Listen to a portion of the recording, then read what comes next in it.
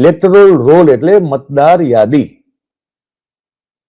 એમાં જે આપણને આઘાત મળ્યો એ છે કે એટલી બધી મોટી સંખ્યામાં લોકોના મતોના ને કાપવામાં આવ્યા. જૂન, એમાં આખી ક્રોનોલોજી છે, જૂન 24, 2025 SIR પહેલા 7,89,00,000 વોટર હતા.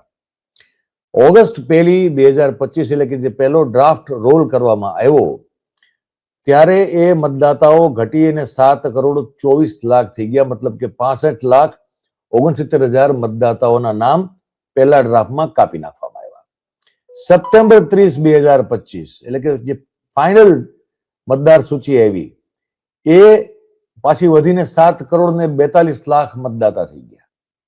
બરોબર છે.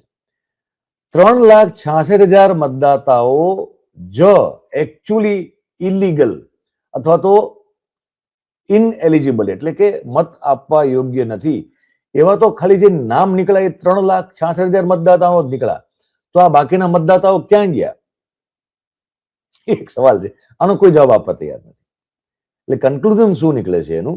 તો scale of deletion grossly disproportionate to legitimate exclusion.